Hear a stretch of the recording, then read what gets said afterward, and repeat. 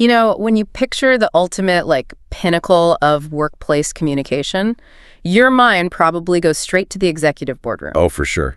The high-stakes negotiations. Right. You imagine perfectly formatted memos, the kind of polished diplomacy where every single syllable is carefully constructed to be as safe and legally compliant as possible. It's an incredibly sanitized environment, you know? I mean, official corporate language is designed to be clean, heavily documented, and completely stripped of emotion. Yeah, it's purely functional. Exactly. But then you walk out of that boardroom, you stroll down the hall, step into the office kitchen, or linger by the espresso machine, and suddenly that formal corporate dictionary is completely useless. Oh, it goes out the window. Totally. The communicative landscape changes entirely. It's practically feral. You're suddenly navigating this shadowy world of whispers, alliances, and coded language. You basically stepped into the informal underground of the company. Yeah. And realistically, that is where the actual power lies. Where the real information flows. Exactly. Which is exactly what we are dissecting today in this deep dive.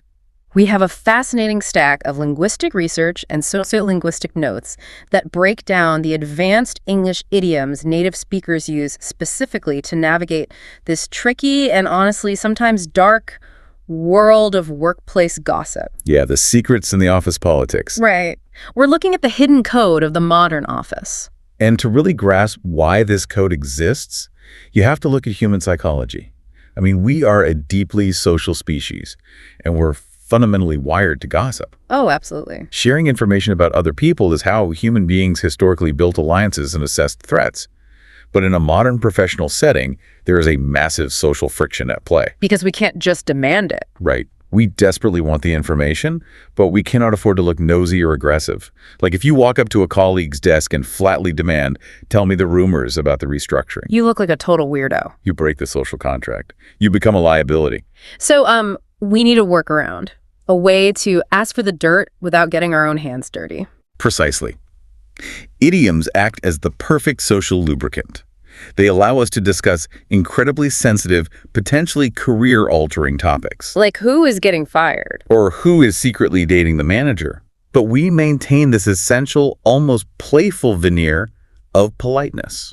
Let's look at how this plays out in real time, starting with the acquisition phase. Yeah. Because before you can leverage a secret or even protect yourself from one, you have to actually acquire it. You need the intel first. Right. And the research highlights two primary phrases people use to extract information without sounding like an interrogator. We've got the classic, spill the beans, and the more modern iteration, spill the tea. And the mechanism in both of those phrases is doing a lot of heavy lifting. How so? Well, when you ask a coworker to spill the tea, you aren't just asking for a status report. You're asking for a sudden, unrestricted release of information. What really strikes me about those specific phrases is the visual metaphor. Like if you think about holding a hot cup of tea or a bowl of baked beans, the contents are contained. They're safe. Right. They're in the bowl. Exactly. But the moment you drop them or spill them, you are creating a physical mess. It's chaotic. Yes. The liquid seeps into the carpet fibers. The beans bounce and scatter under the refrigerator. It goes absolutely everywhere, instantly. And it becomes completely irreversible. You can't put the tea back in the cup. No, you really can't. Once the secret is spilled, it is entirely out of your control. And by using that specific imagery, you are essentially asking your coworker to drop their tidy professional facade and let the messy truth scatter out into the open. But, you can't just drop a mess on the floor and leave it there. For a rumor to have power, it needs a distribution network. Right. Information is only valuable if it moves. Exactly. Which brings us to how these spilled secrets travel. The documentation we are looking at points to two major infrastructural idioms. The first is hearing something through the grapevine. The classic grapevine. Which basically means an informal, untraceable chain of communication. Person A whispers to person B, who texts person C, who mentions it to you. And the second is word on the street, which takes it even broader. Like a citywide grapevine. Basically, yeah. Yeah. It's a generalized rumor circulating through the collective consciousness of the office. Like, word on the street is the CEO is stepping down. I want to pause on a heard it through the grapevine, though, because there is a very deliberate choice happening there, right? Oh, absolutely. Why do we lean on that phrase instead of just saying, Sarah from accounting told me the company is freezing promotions? Well, it really comes down to self-preservation.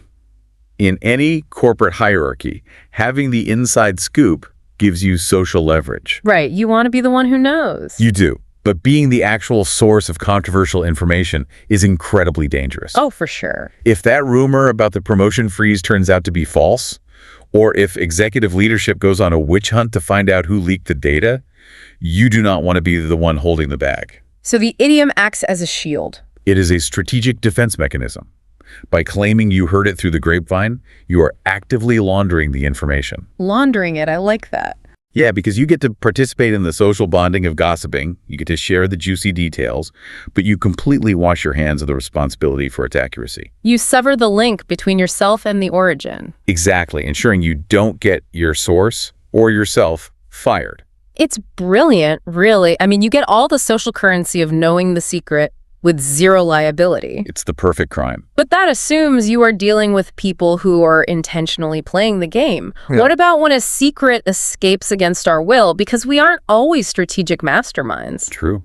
Sometimes we just mess up. We really do. And the linguistic framework changes completely when the leak is accidental. The idiom our source text focuses on for an accidental reveal is letting the cat out of the bag. Right. The classic scenario is ruining a surprise.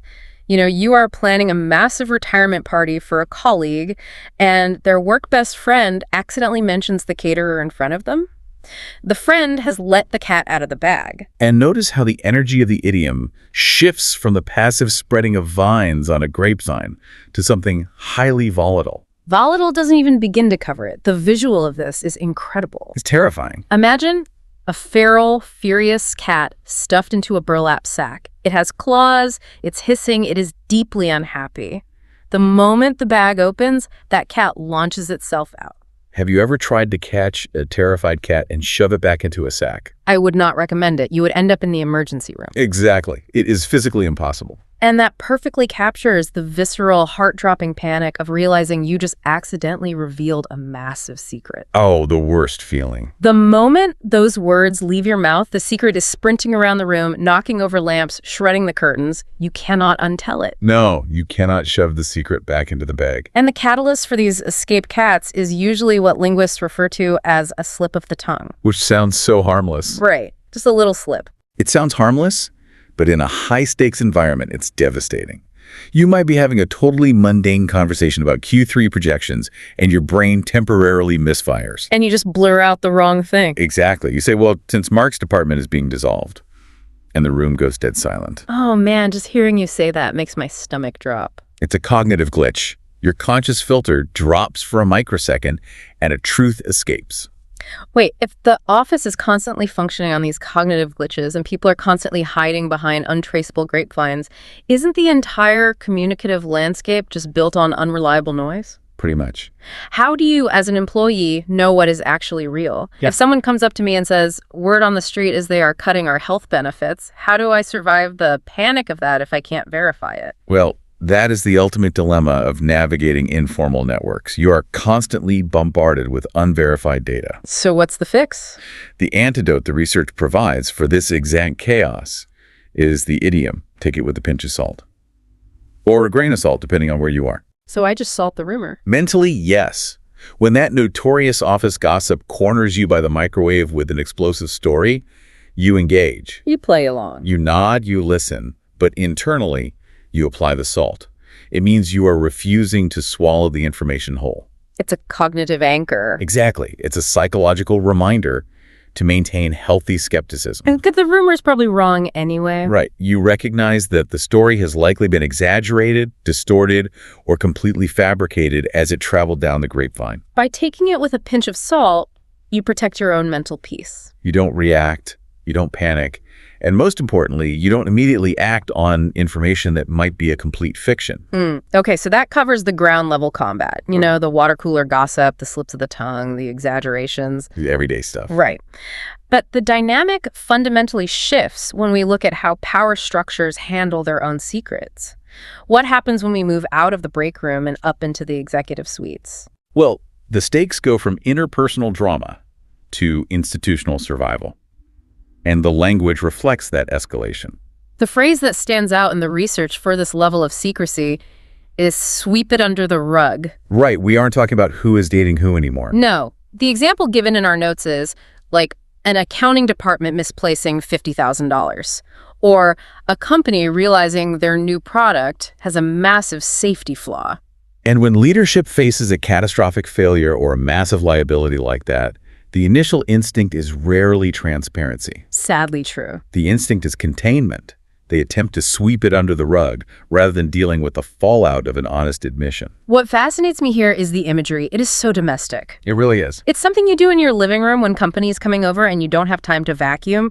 You just kick the dust under the carpet. Just hide it real quick. Exactly. Why do we apply such a mundane household metaphor to million-dollar corporate malfeasance? Because it perfectly describes the illusion of competence.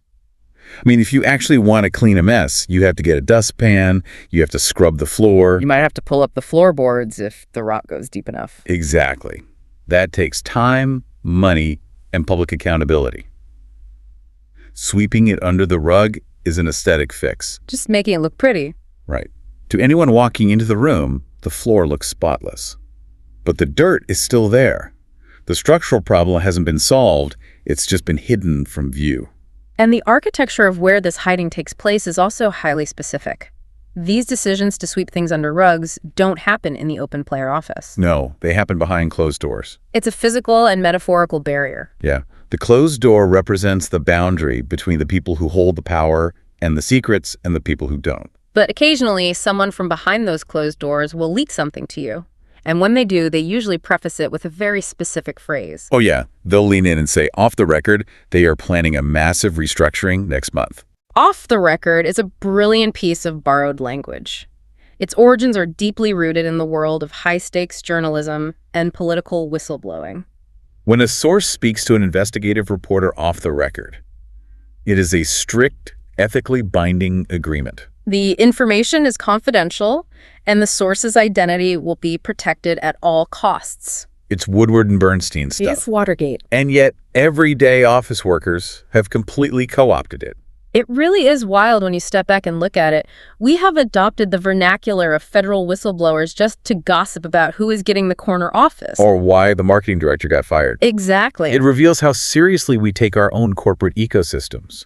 To the outside world, a mid-level promotion might mean nothing. But inside the ecosystem, it is life or death. We elevate our office dramas to the level of national security leaks. We cast ourselves as these brave, rogue operatives dealing in classified intel. We are all just role-playing a political thriller while waiting for the toaster to pop in the break room. We really are.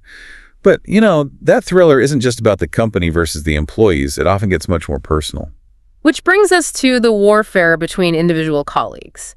We've looked at the institutional cover-ups, but how do coworkers battle each other in this kind of toxic, hyper-competitive environment?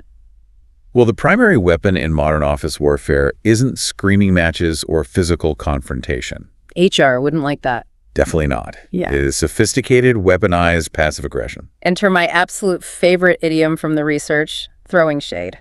Oh, classic. For anyone unfamiliar, to throw shade is to subtly and indirectly disrespect someone. It's expressing contempt without ever actually saying a mean word. And the linguistic mechanics of throwing shade are incredibly complex. Tell me about it. The example from the sociolinguistic notes paints a perfect picture. Imagine you walk into a meeting and a coworker looks at you, smiles warmly, and says, "Oh, it is so brave of you to wear that shirt to a formal meeting." Oh man, it is lethal. It really is. It is absolutely devastating, and yet, if you analyze the words on paper, they did nothing wrong. Brave is a compliment.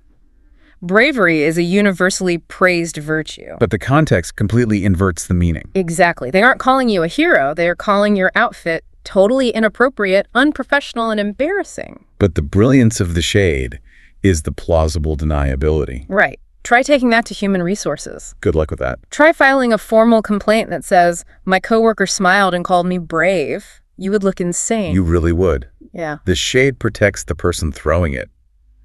In a corporate environment where everything is documented and professionalism is mandated, you cannot openly insult a peer. So you wrap the insult in a compliment. You weaponize politeness. It's verbal camouflage. But throwing shade is still just a social game. It's petty. The research contrasts that subtle warfare with a much more dangerous archetype, the backstabber. Right. If throwing shade is a paper cut, backstabbing is an arterial bleed. That's a dark image, but yeah. A backstabber is someone who actively cultivates your trust. They smile to your face, they invite you to spill the tea, they act as a confidant. And then the moment you are vulnerable or turned away, they betray you. Literally plunging a knife into your back when you aren't looking. They take the vulnerabilities you shared in confidence and use them to steal your credit. Or ruin your reputation or sabotage your promotion. It is a profound structural breach of trust. So we have to ask the ultimate question. If you are sitting at your desk right now, listening to this deep dive and realizing your office is filled with people sweeping massive mistakes under rugs, Hiding behind closed doors. right, throwing plausible deniability shade at your clothes and waiting to stab you in the back, how do you survive? Well, the final idiom in the research offers the ultimate tactic for self-preservation. When you have something valuable, you must keep it under wraps. As in, I am negotiating an offer with a rival company, but I'm keeping it under wraps until the ink is dry. Exactly. Think about the imagery of a wrap. A wrapped present, a wrapped package, you have an asset. Like a new job offer or a brilliant idea for a project. Or a piece of leverage. By keeping it under wraps, you're putting a thick, protective layer around it. Nobody can see what is inside. It's the complete inverse of spilling the beans. Precisely. You aren't dropping your assets on the floor for anyone to snatch up.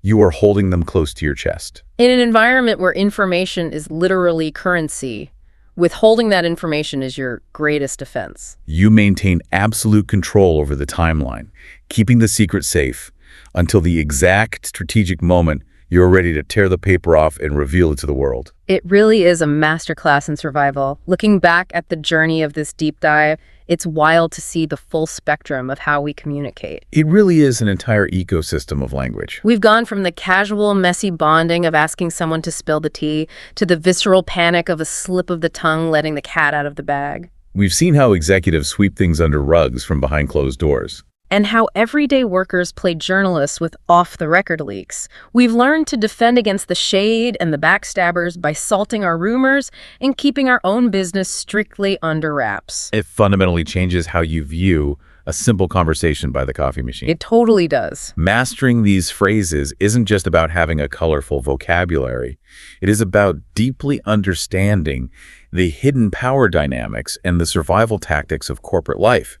You're learning to read the room, not just the dictionary. But before we let you go, there's one final lingering thought from the research that really turns this entire concept inside out. Oh, this is the best part. We have spent this entire time unpacking all these highly creative, indirect idioms used to talk about gossip and secrets, and it raises a really profound psychological question. Right. Why do we need the metaphors at all? Exactly. Is it possible that we invented all these playful phrases, these funny images of spilling baked beans or putting angry cats in burlap sacks or hiding dust under rugs just to mask our own guilt? Soften the blow of our own bad behavior. Think about the reality of what we are doing. We are dealing in information that can destroy reputations and careers and cause immense anxiety. But if we say, I'm spreading a rumor that might ruin Mark's life, we have to confront our own toxicity. Right. If we say, I'm just spilling the tea, it sounds harmless. It sounds like a tea party. We use the domestic, playful language to insulate ourselves from the reality of the corporate warfare we are participating in. We know, deep down, that gossiping is a betrayal of trust. So we dress it up in an idiom to make ourselves feel okay about doing it. It is a brilliant collective self-deception. We use language not just to hide our secrets from our bosses, but to hide our own guilt from ourselves. It's heavy, but it's true. That is definitely something to chew on the next time you find yourself whispering over the espresso machine. Are you just engaging in harmless banter, or are you using the language to avoid looking in the mirror? It's a very fine line to walk. Well, we hope this exploration has given you a new lens to view your own workplace through. Keep your ears open for what's rustling through the grapevine, and definitely take whatever the local office gossip says with a heavy pinch of salt. And protect your own assets by keeping your best ideas strictly under wraps until you are ready to shine. Thanks for joining us for this deep dive. We'll catch you next time.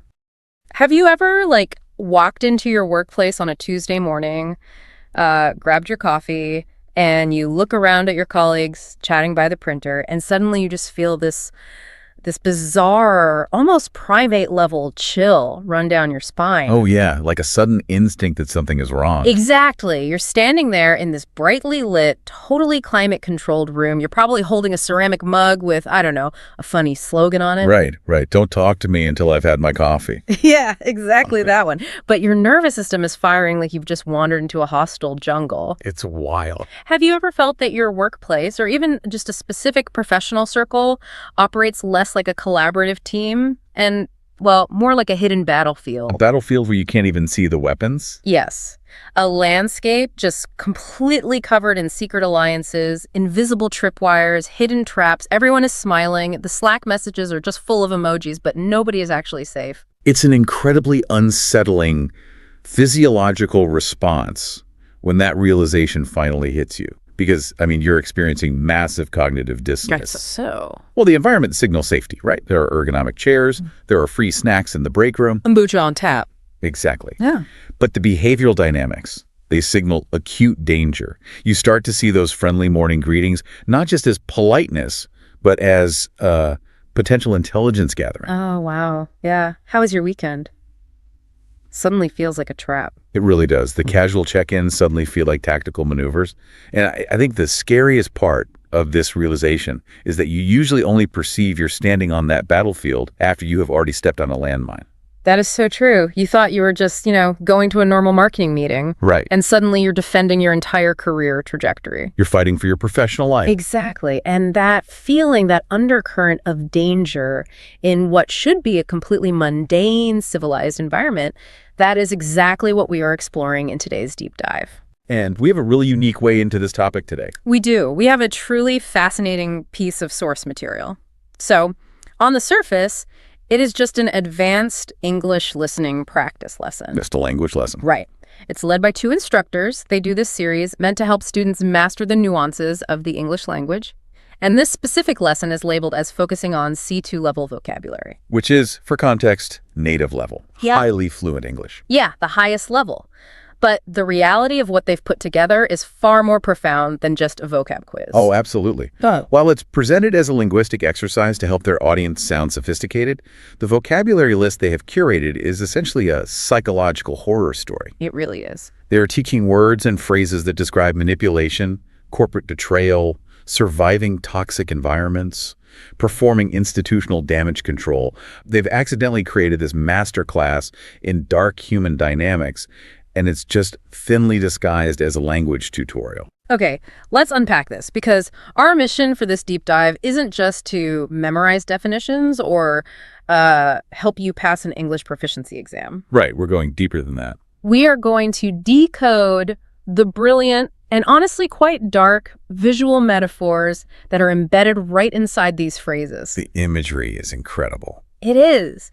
We want to understand the psychology of workplace manipulation, the anatomy of corporate betrayal, and ultimately, we're going to extract the survival guide hidden inside this lesson. Because if you can understand the language of the battlefield, you can actually learn how to survive it. Language doesn't just describe our reality. It reveals how we subconsciously perceive it.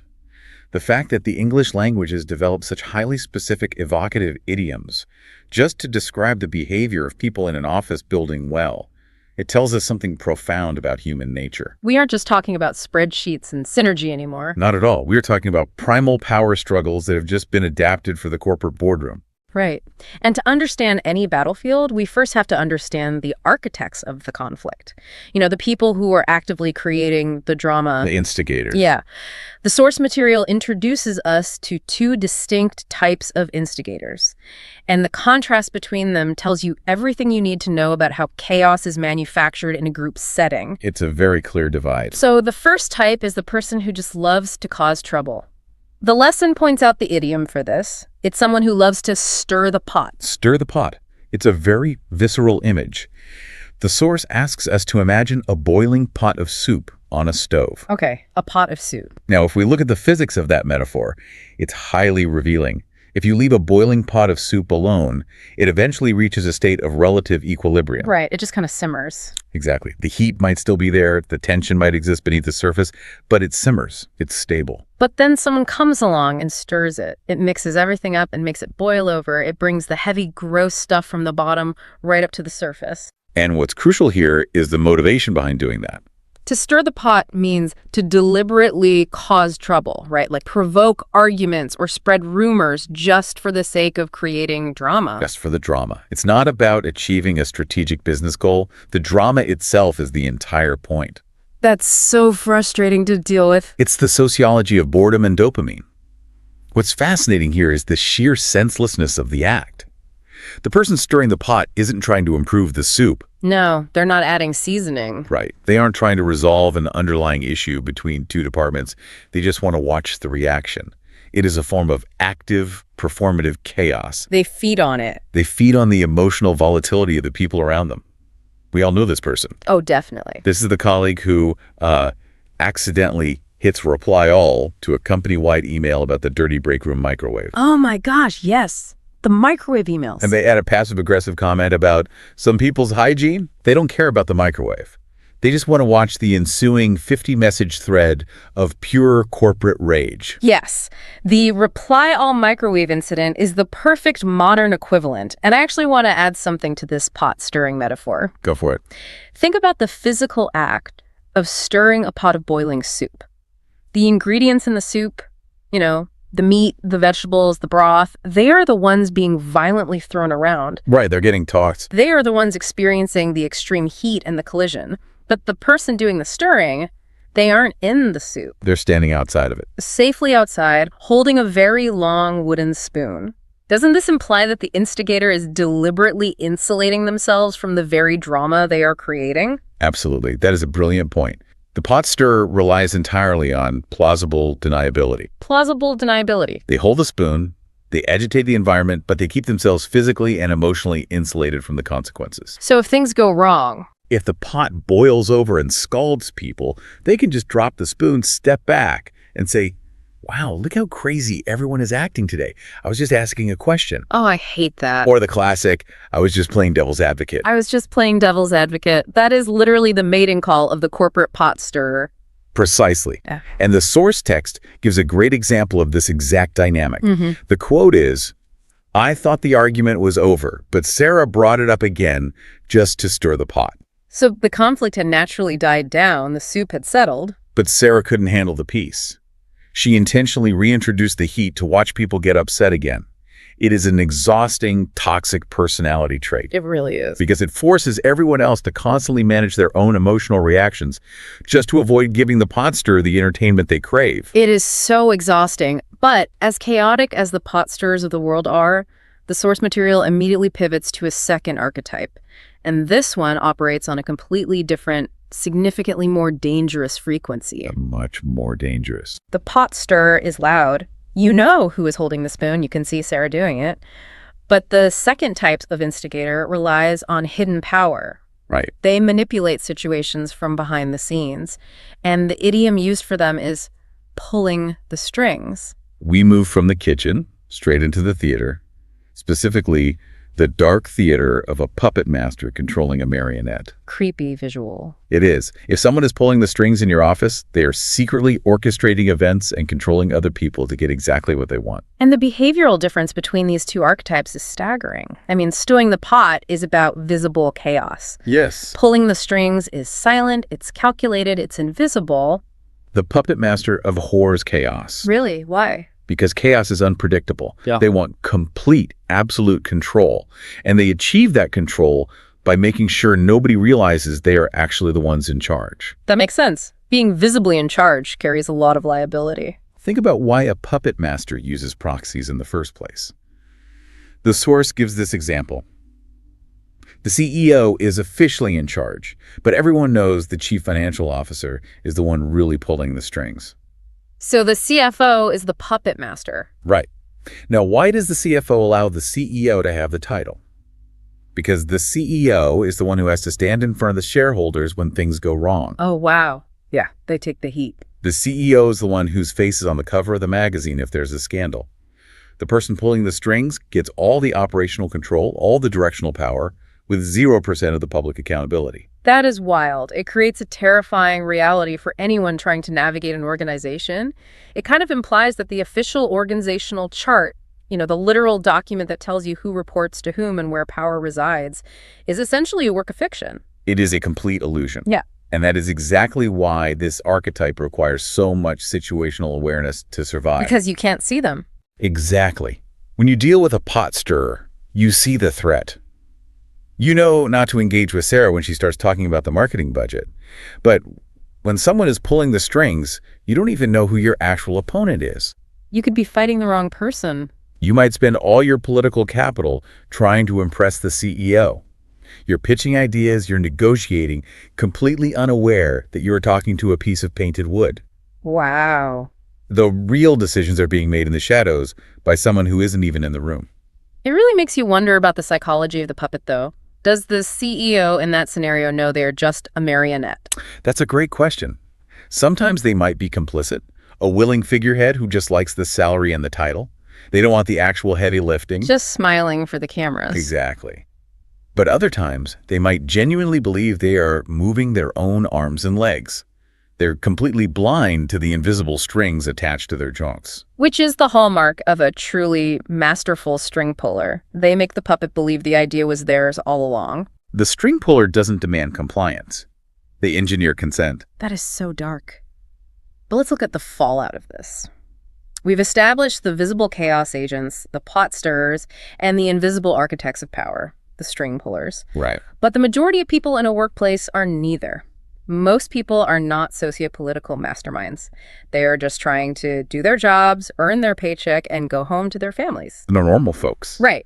And what happens to them? When the pot stirrers agitate the environment and the puppet masters start moving the pieces on the board, what happens to the regular employee? The source material transitions here, and the vocabulary shifts dramatically.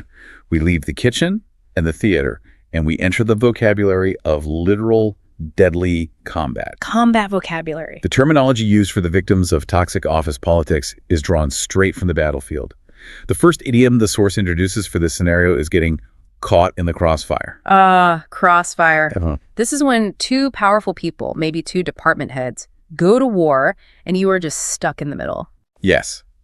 The source highlights the dark military origin of this phrase. The crossfire is the physical kill zone between two opposing armies shooting at each other.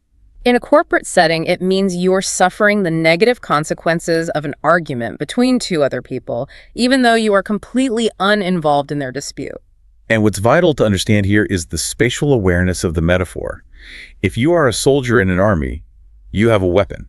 You have a side. You have a purpose in the fight. You have agency in the combat. But if you are caught in the crossfire, you are effectively a civilian. The bullets are flying from both directions, and neither side cares if you get hit. You are just an obstacle in the trajectory of their ego. Man. The source gives a scenario that I think every single listener has experienced in some form. The quote is, "My two bosses were arguing over the budget, and I got caught in the crossfire and was forced to work the entire weekend." Such a classic example. Think about the profound lack of agency there. The bosses failed to manage the budget. They lack the emotional intelligence to compromise. But who pays the physical and temporal price? The lower-level employee. Yes. The employee who loses their weekend with their kids because two executives decided to start shooting at each other. The employee is pure collateral damage. Collateral damage is the perfect term. The bosses weren't necessarily trying to ruin that specific employee's weekend. They were just entirely indifferent to the fact that they did. Indifference is almost worse than malice sometimes. It's a total failure of empathy. But as frustrating and exhausting as it is to be collateral damage, it is still, in a way, an indirect injury. You were just in the wrong place at the wrong time. Which brings us to the escalation. Because getting hit by a stray bullet is bad. But what happens when the damage isn't accidental? Right. What happens when you are targeted deliberately by someone you implicitly trusted? This is where the lesson moves from describing toxic environments to describing profound interpersonal trauma.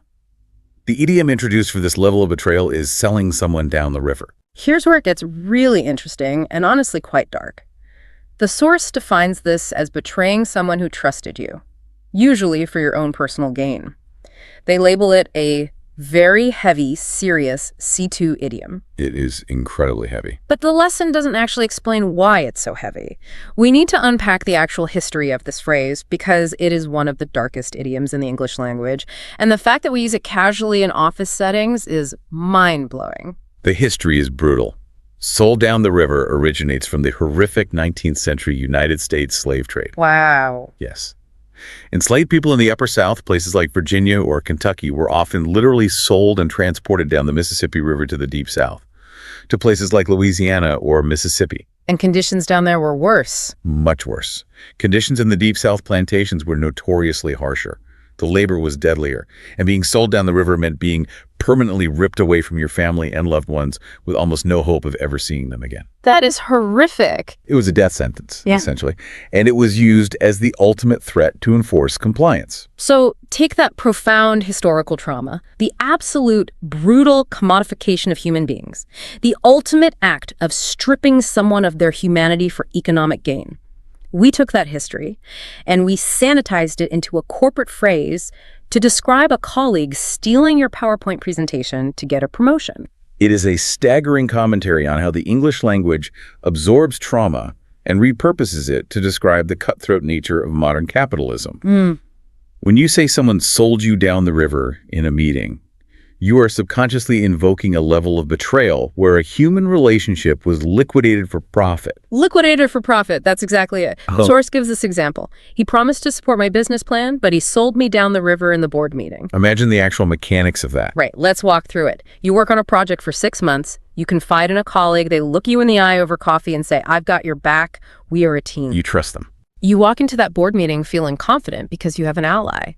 And then the moment the CEO questions the viability of the plan, the moment the wind changes, your ally completely turns on you. They sacrifice you in real time. Well, it happens all the time. They say, "Actually, I had my doubts about this plan too. I told him it was risky." They trade your professional execution for a slight elevation in their own status. It forces us to look at the psychology of ambition overriding trust.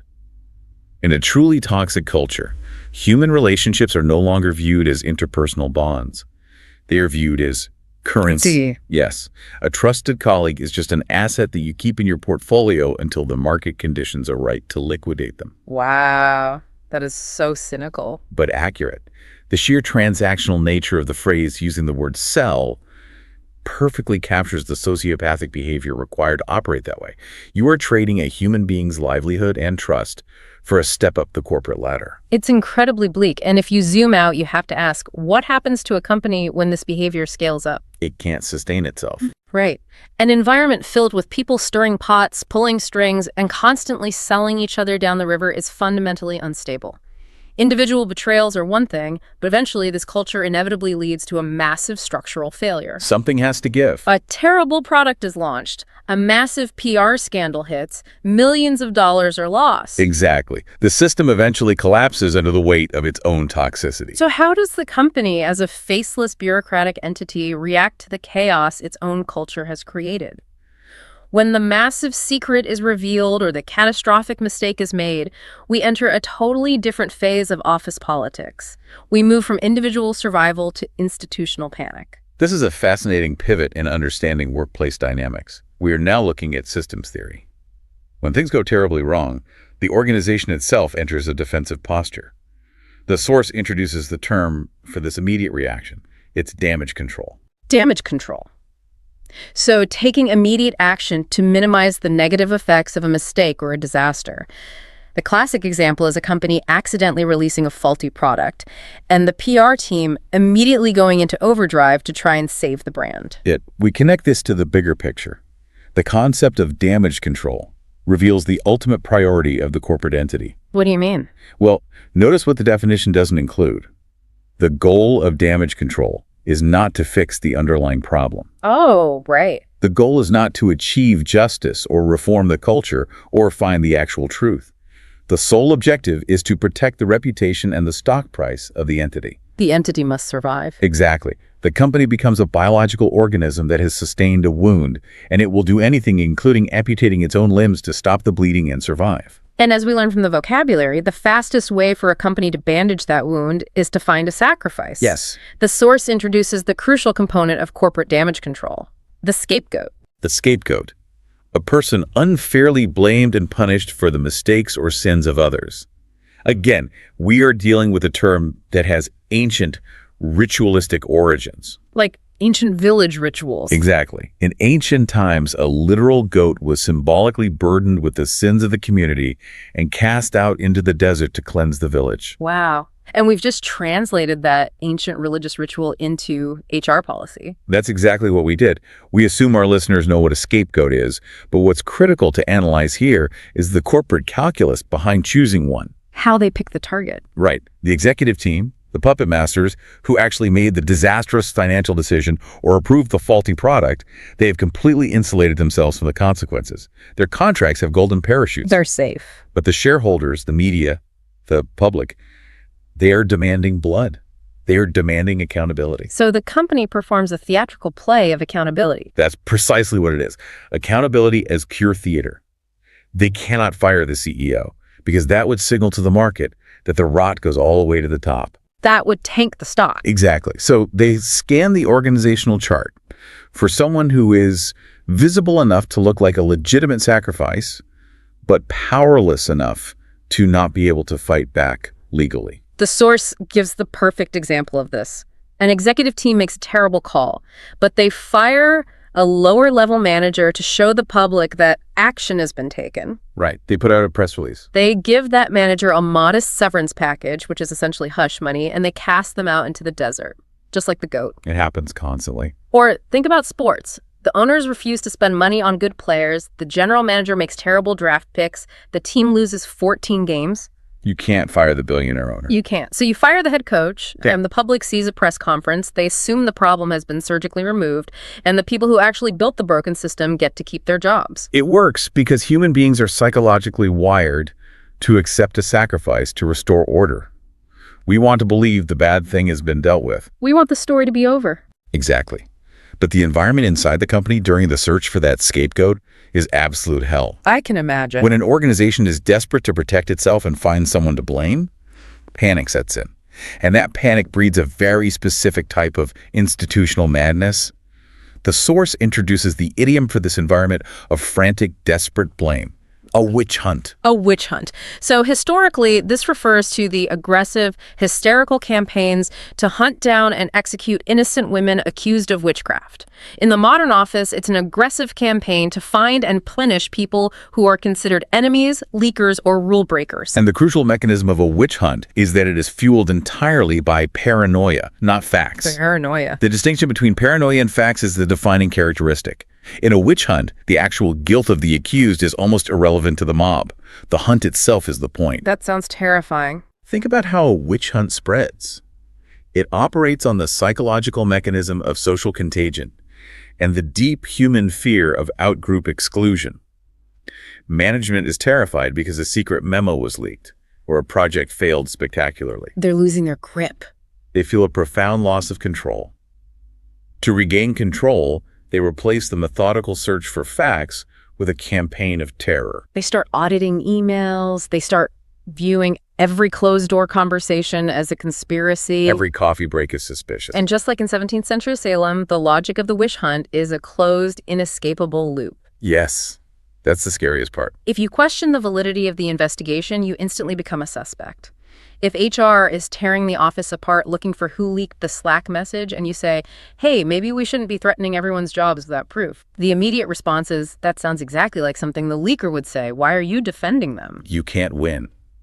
It's designed to destroy trust completely so that employees turn on each other rather than looking up at management. It's a distraction tactic. Yes. But there is an incredibly cynical twist to how this phrase is used today, particularly by people in power. The source notes how politicians or corrupt CEOs use this term. When they are caught dead to rights doing something illegal, what is their immediate public response? This entire investigation is a political witch hunt. Yes, they weaponize the idiom. They use the phrase to try and delegitimize a totally valid, evidence-based investigation, claiming it is based on paranoia rather than facts. Wow. The phrase itself becomes a tool for damage control.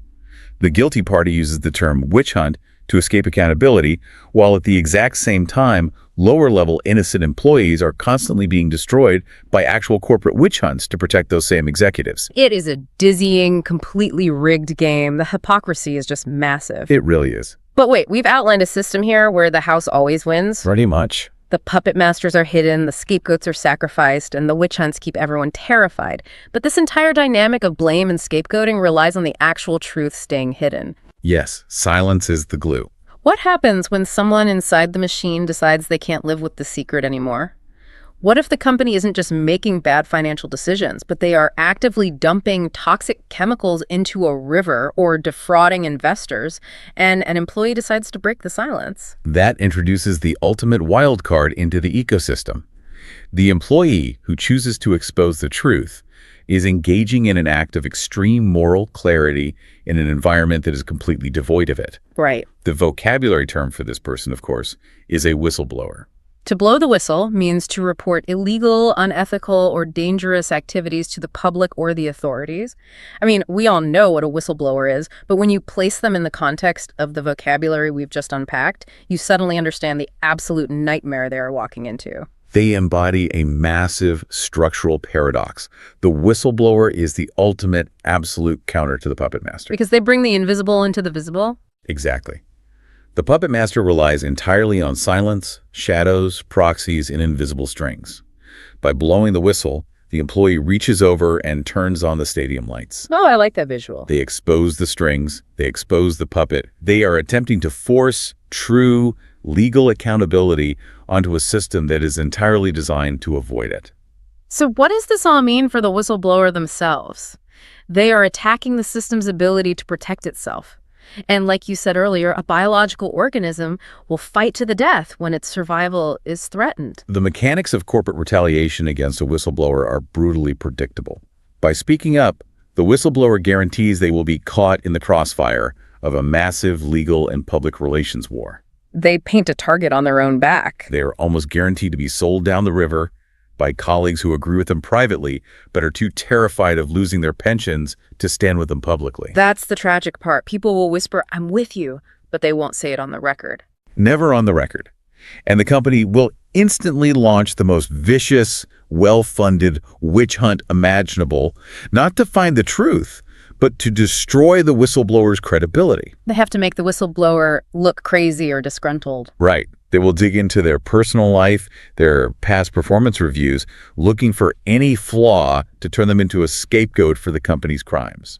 The source actually mentions the scale of this. The example is, the company was fined millions of dollars thanks to the evidence provided by a whistleblower. Millions of dollars. When corporate executives are facing prison time and millions of dollars are on the line, there is no limit to the ruthless retaliation they will employ. It requires a level of courage that is almost unimaginable. It really does. You are willingly throwing your own body into the gears of a corporate machine designed to crush dissent.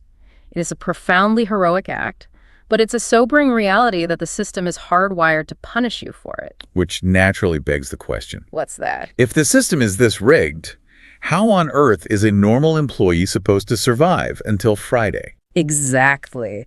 We have outlined a terrifying landscape today. Puppet masters, pot stirrers, collateral damage, crossfires, witch hunts.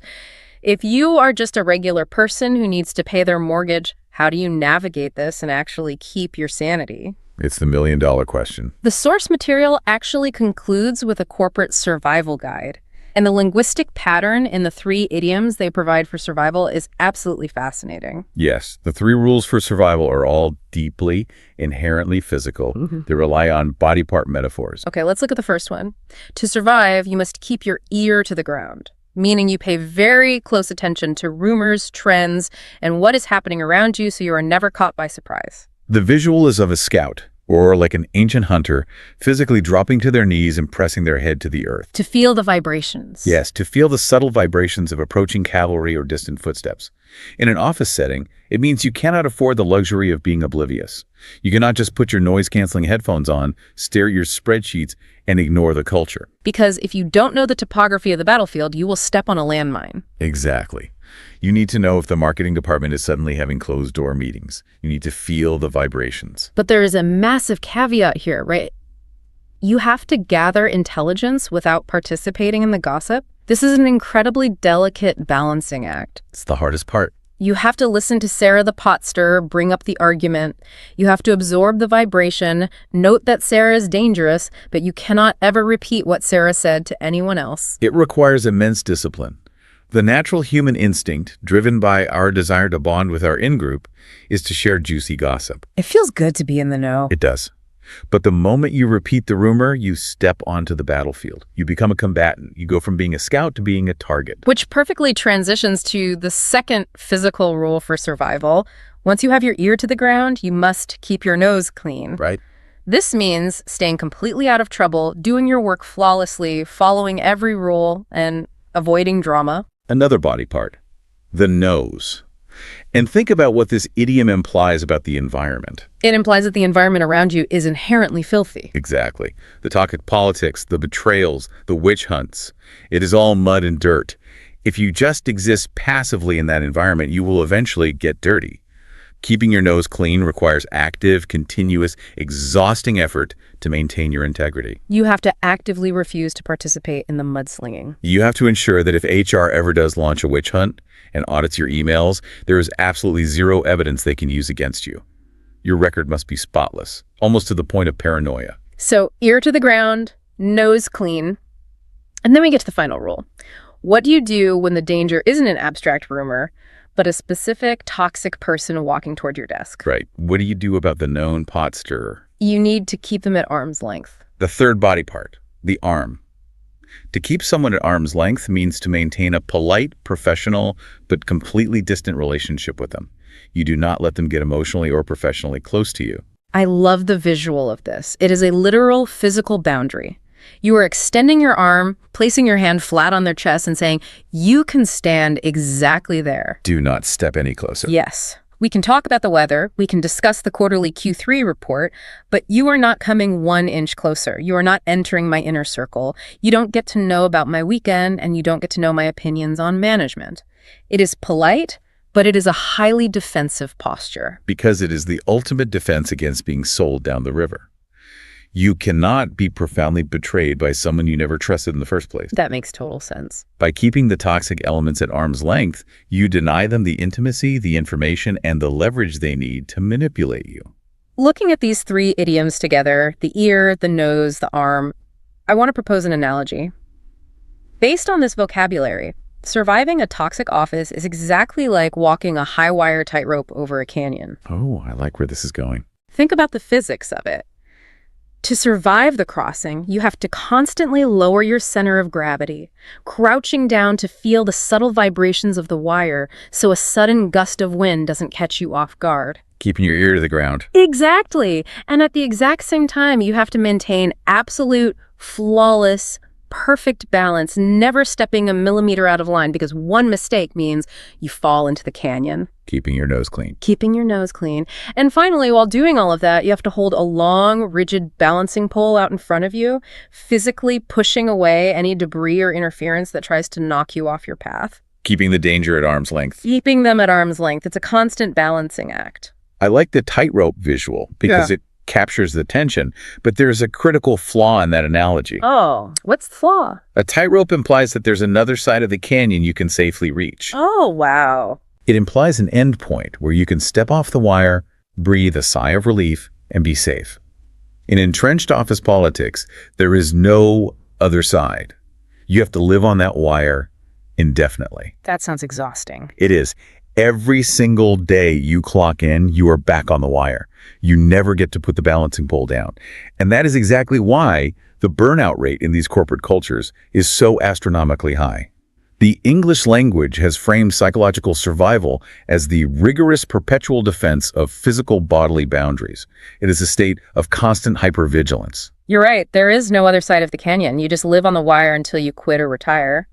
And as we bring this deep dive to a close, I think it's vital to remember that these phrases aren't just vocabulary words you memorize to sound smart at a networking event. No, they are much more than that. They are a conceptual map. They are a highly detailed, historically rich, and honestly sometimes horrifying guide for navigating human behavior when the stakes are high and the environment is unforgiving. They are. And it leaves us with a rather profound and perhaps deeply unsettling Final thought to consider. I'm ready for it. Look at the visual language we have just unpacked over the last hour. We are talking about modern, fluorescent-lit, air-conditioned office buildings, places where people wear slacks, type on laptops, and drink oat milk lattes. The most civilized environments imaginable. Yet, the vocabulary we use to describe what happens inside those buildings is entirely drawn from humanity's darkest historical and primal impulses. It's such a massive disconnect. We describe our colleagues' interactions using metaphors of military kill zones and crossfires. We describe our leaders as manipulative puppet masters. We describe management's panic as historical atrocities, hunting innocent people for witchcraft. Right. We describe the theft of a promotion using the devastating language of enslaved humans being sold down a river. If our entire linguistic framework for office politics is based on metaphors of literal warfare, historical trauma, and insidious sociopathic control, what does that actually say about the modern workplace itself? That is a chilling thought. Beneath the veneer of professionalism, performance reviews, and corporate synergy, are our civilized office jobs actually just ancient, brutal human battlegrounds, simply dressed up in suits and ties? Have we really evolved past the primal primate struggle for power and dominance? Or have we just invented more sophisticated, polite vocabulary to mask the exact same warfare? That is the question you have to ask yourself the next time you walk into the office and look around the break room. Keep your ear to the ground, keep your nose clean, keep the pot stirrers at arm's length. And whatever you do, try not to get caught in the crossfire. Thank you for joining us for this deep dive. Have a great week and watch your step on the battlefield.